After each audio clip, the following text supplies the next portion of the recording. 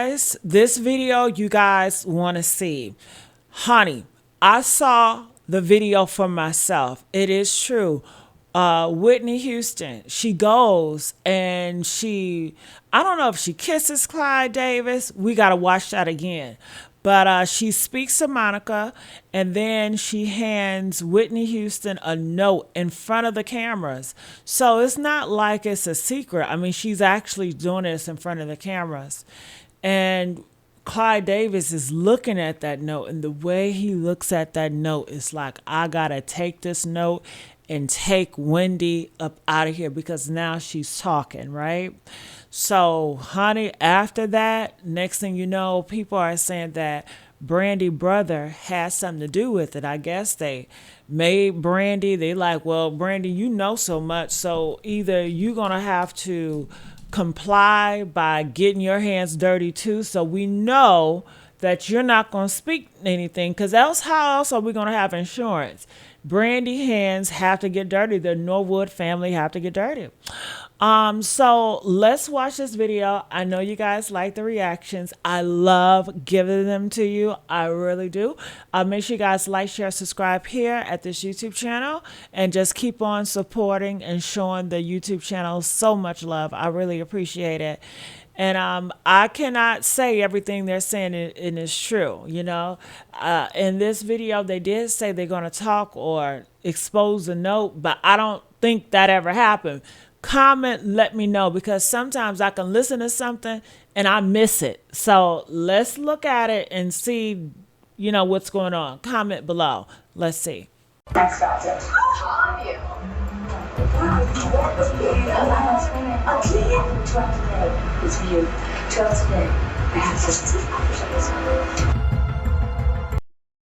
I was actually in the same hotel that she passed in. The Beverly Hills? Yes, and we were all getting ready for the Clive Davis party, yes. That was the first big mistake, for her to come in an entire week before her performance at the party.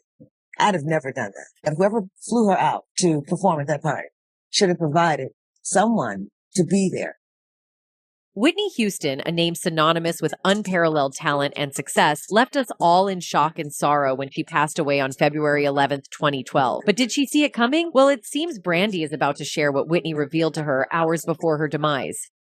It was just hours before Whitney's tragic death when she handed a note to fellow singer Brandy. This note has been shrouded in mystery for years, and its contents were never revealed. Until now, Brandy has finally leaked the note, and what it says might just change everything we thought we knew about Whitney's last moments. Do you understand what that feeling must be like? I understand what that feels like. I don't understand to that degree, but I understand. Whitney's final actions suggest a deep sense of exhaustion and a cry for help. But what was Whitney tired of? And why did she feel the need to pass this note to Brandy just before her death?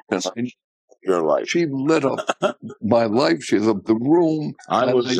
That I had to sign. Clive Davis, the legendary music producer who discovered Whitney and helped catapult her to stardom, was also present at the same pre-Grammy event. Many have speculated about the nature of their relationship and whether Clive's relentless push for success took a toll on Whitney. Whitney's struggles with addiction and the pressures of fame are well documented. But could there be more to the story? Some believe that the note to Brandy indicates Whitney knew her time was near. Theories have emerged suggesting foul play or a deeper conspiracy involving those closest to her, including Clive Davis. So, what really happened to Whitney Houston? Let's take a closer look at the official reports and the various theories that have emerged. Firstly, the revelations surrounding Clive Davis and his potential to profit from Whitney Houston's untimely demise have sent shockwaves through the music industry. These discoveries have shed light on the notorious death clause, a provision that has long been shrouded in secrecy and controversy. This clandestine clause, also known as a non-performance or failure of performance clause, raises grave concerns due to its alarming implications.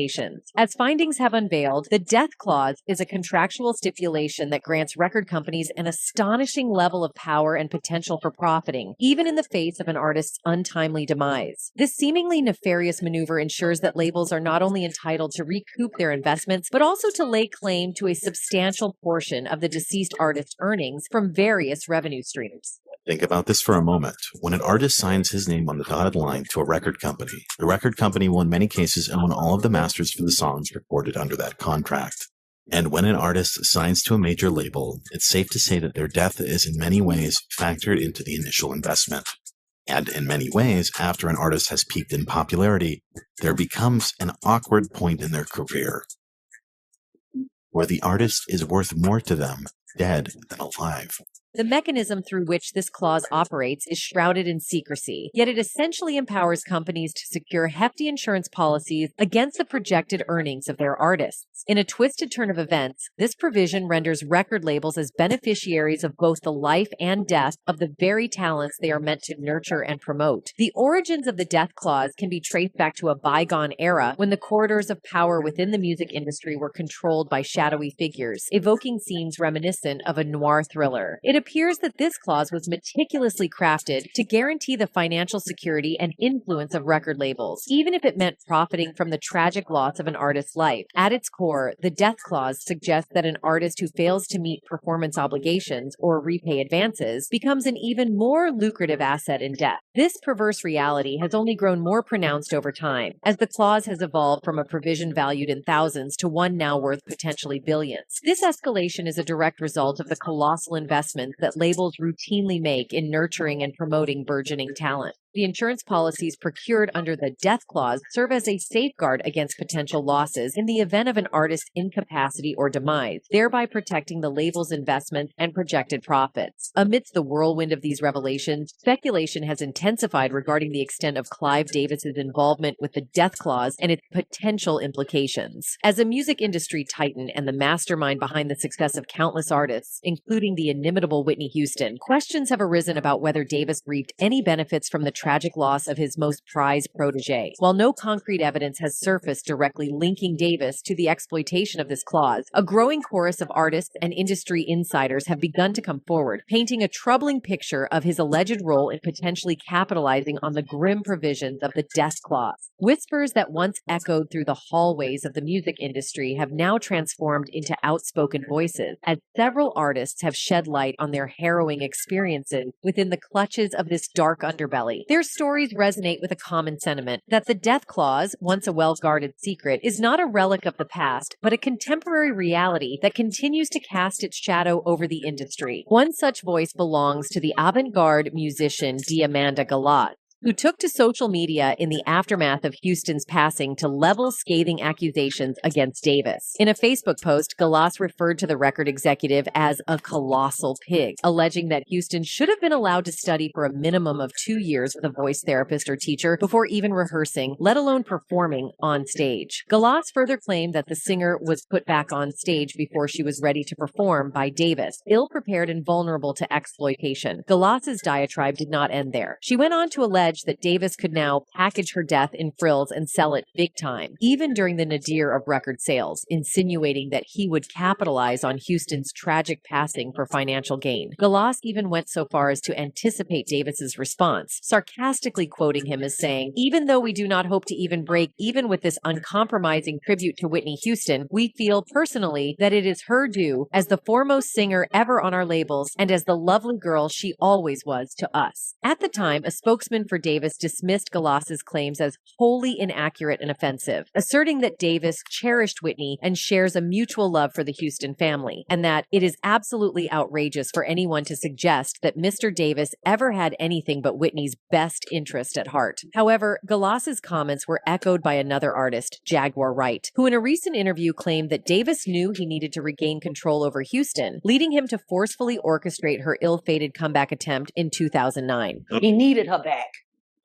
He needed her back, but he needed her back and under his control. For context, Clive orchestrated Whitney's comeback in 2009 after years of substance AB and a messy relationship which ended in a messy divorce. Her debut album, I Look to You, sold 304,000 copies in its first 7 days on the market, sending Houston back to the top of the charts and giving her the best debut week of her career. Houston still stands for the best of songwriting, the best of singing, and we know the public wants it, Clive said in 2009. There is a song on this album, which is called I Didn't Know My Own Strength. And it really speaks for Whitney. She tumbled, but she didn't crumble. Whitney did not release anything after that, since her voice had been ruined due to substance AB, much to Clive's disappointment. But despite the undeniable vocal decline and the unmistakable shadow cast over Whitney's star power, Clive's optimism seemingly remained unscathed. Of course, one might wonder if his rosy outlook was fueled by the substantial coin he continued to rake in from her legacy. It's difficult not to speculate whether Clive's unwavering hope was propelled by the echoes of revenue streams rather than genuine concern. In any case, it was no secret that the music mogul appeared to be more invested in making money than in his protege's well-being. You see, Whitney died on February 11th, 2012, the day before the Grammy Awards. This was hours before she was to attend Davis's annual pre-Grammy party. At the time, the public and lovers of her music worldwide were devastated by her passing. However, Davis, Whitney's self-proclaimed friend and mentor, still hosted his pre-Grammy party in the Beverly Hilton Hotel on the evening of February 11th, despite the singer's body remaining inside the building until 12:45 a.m. At the start of the event, he shared a tribute to Houston saying, "By now, sadly, you've all learned of the unspeakably tragic news of our beloved Whitney's passing." The Grammy Award winner continued, "I am personally devastated by the loss of someone who has meant so much to me for so many years. Whitney was so full of life. She was so looking forward to tonight, even though she wasn't scheduled to perform. Whitney was a beautiful person and a talent beyond compare. She graced this stage with her regal presence and gave so many memorable performances here over the years. Simply put, Whitney would have wanted the music to go on, and her family asked that we carry on." Whitney Houston's death on the eve of the Grammys in 2012 came as a horrific shock, if not entirely without warning. The platinum-selling singer and actress was to attend Clive Davis's annual pre-Grammys bash at the Beverly Hilton that night, but instead, she died in a room upstairs after accidentally drowning in the bathtub. It was reported at the time that the LA County Coroner's Office noted in its post-mortem findings that a white crystal-like substance was found in the room. There was also an open bottle of champagne and other personal items believed to belong to the late songstress. An autopsy was performed with the official cause of death listed as accidental drowning with atherosclerotic heart disease and cocaine use just probably immediately prior to the drowning listed among contributing factors. Toxicology screens found Benadryl, Xanax, marijuana, and the muscle relaxant Flexeril in Whitney's system. As if Whitney's death wasn't shocking enough, her daughter Bobby Christina Brown died in the same way 3 years later. Bobby Christina Brown, who was born in 1993, was the daughter of two music icons, Whitney Houston and Bobby Brown. Whitney and Bobby Brown met in 1989 and married 3 years later. While fans often assume it was Bobby who led Whitney into a dark place, the I Will Always Love You singer herself revealed that she had a part in her substance demise. Although Whitney was a star, her substance AB led to missteps along the way. As Vanity Fair noted, she often arrived late to appearances and occasionally lost gigs. In 2009, she opened up to Oprah Winfrey about her substance addiction. She had been to rehab twice at that point, once in 2004 and again in 2005, and would give sobriety another shot in 2011. Watch TV. You go, That's that. Anyway, another celebrity who has spoken out on Clive Davis' influence on artists is Chaka Khan. Whitney Houston and Chaka Khan shared a multifaceted and deeply impactful relationship that spanned both their professional and personal lives. Their connection began in the 1980s, long before Whitney became a global superstar. Whitney Houston's initial interaction with Chaka Khan was through her mother, Cissy Houston, who was a renowned backup singer. Cissy introduced Whitney to Chaka when Whitney was just 14 years old. Chaka recalled that moment fondly, noting that Whitney's talent was evident even at such a young age. Whitney's mom said, we were working one night and she said, I got a daughter that can sing. Oh my God. I said, really?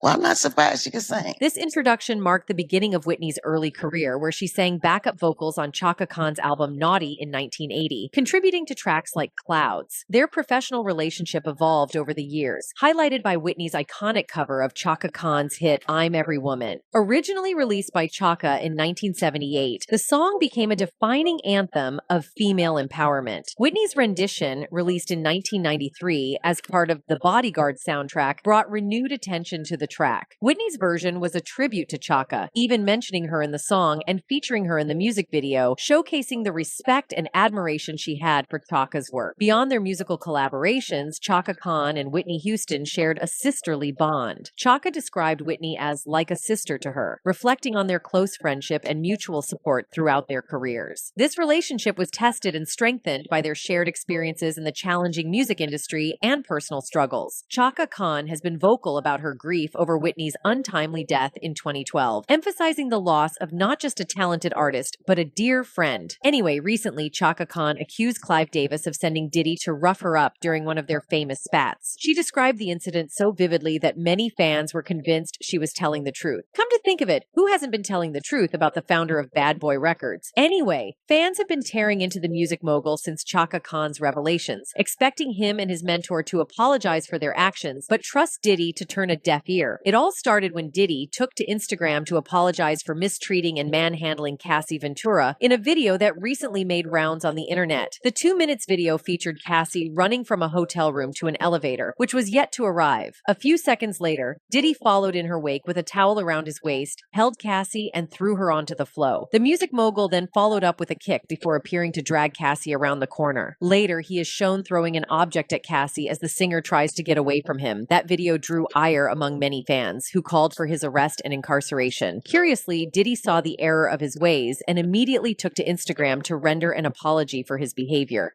I was stuck. I hit rock bottom, but I made no excuses.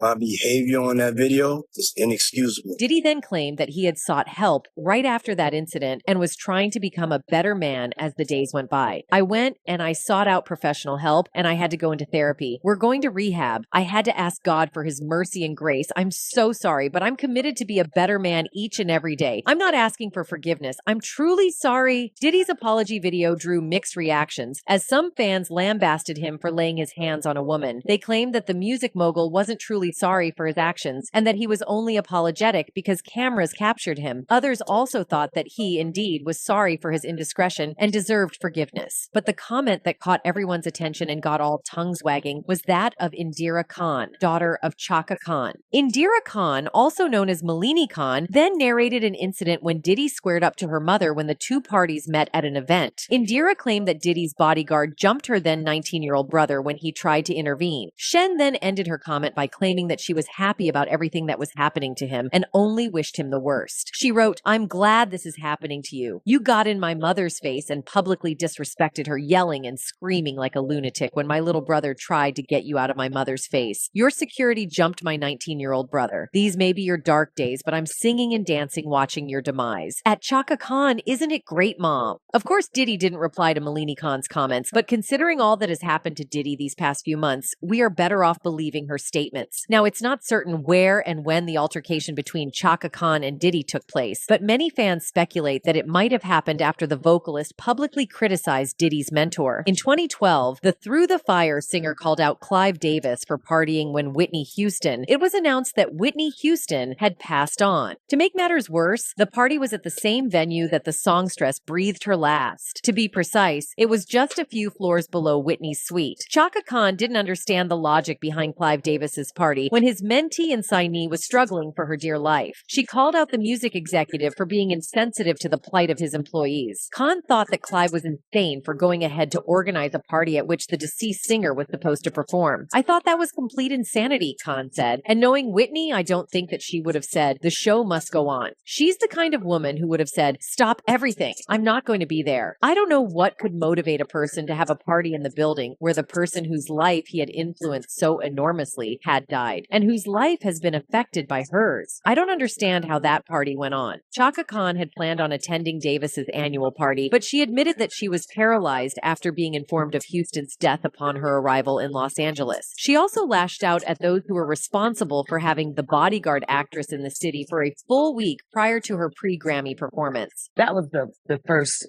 big mistake, for her to come in an entire week before her performance at the party. I'd have never done that. She explained that it wasn't appropriate to allow someone who's recovering from addiction to spend a whole week by herself in a hotel. Using herself as an example, Khan revealed that she often would arrive in the city a day before or on the same day she was billed to perform. This way, she was sure to avoid getting tempted to go in for drugs. I, too, was an addict, and I know if I was on the set of a movie, even now, and I've been recovered for 7 years, and I found out that I was coming to a city like LA, we would have made specific plans that I come in the night before or day of performance, she said, especially if you have not gone in and got proper treatment and gotten your situation handled. That was the first big mistake. For her to come in an entire week before her performance at the party, I would have never done that. She then blamed her handler, which in this case includes Clive Davis, for everything that happened to Whitney Houston. Whoever flew her out to perform at that party should have provided someone to be there. Khan's comments opened the floodgates for several criticisms directed at the founder of Arista Records. Many fans claim that Clive Davis appeared to be expecting Whitney's demise, which explains why he partied even when the body was being conveyed from the hotel to the morgue. The music executive was dragged on social media, with many fans calling for his head. Some even claimed that Clive Davis had a hand in the demise of Whitney Houston, given that the singer was more valuable unalive than alive. A few years before the demise of Whitney, she was broke and neck-deep in debt. The singer, who had sold millions of albums, was now a poor wreck, asking friends and families for $100 handouts. Many people wondered where all her money went. She had now become a liability rather than an asset to her record label. So, according to Deep Throat sources, Clive and his cohorts thought that the only way the singer could become profitable again was when she passed away. They knew that once the world heard of the singer's demise, its sympathy would be evoked, leading to a sudden rush for Whitney's albums. They believed this rush would spike album sales, helping them recoup all the cash they spent on the Bodyguard actress. They even had a perfect example, Michael Jackson.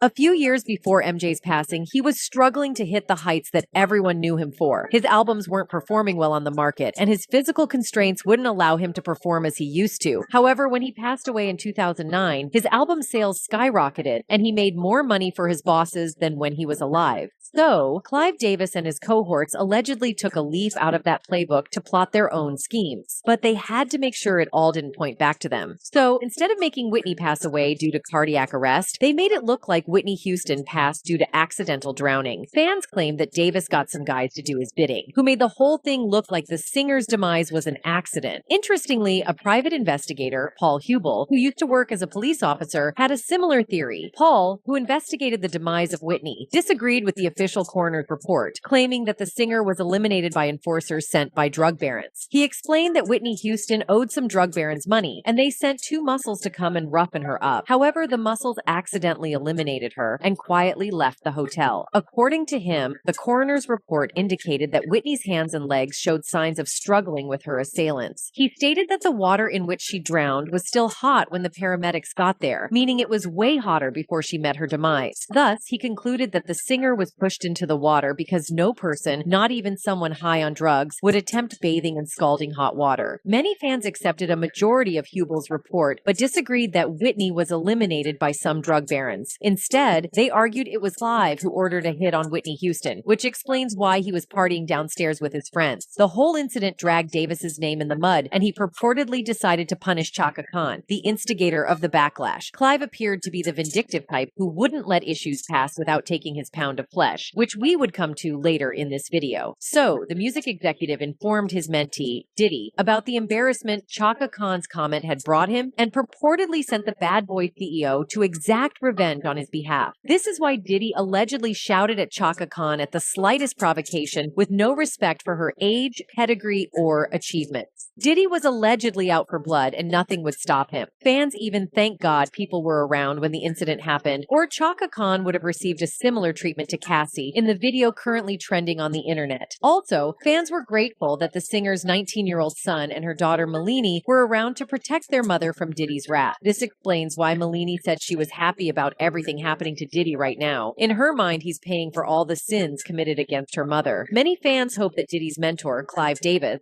suffers a similar fate, given what he has allegedly done to artists on his label. Some critics see Davis as a monster who crashes the lives of his signees, especially those who refuse to do his bidding. They can't seem to forgive the veteran music producer for what he did to Whitney Houston. Anyway,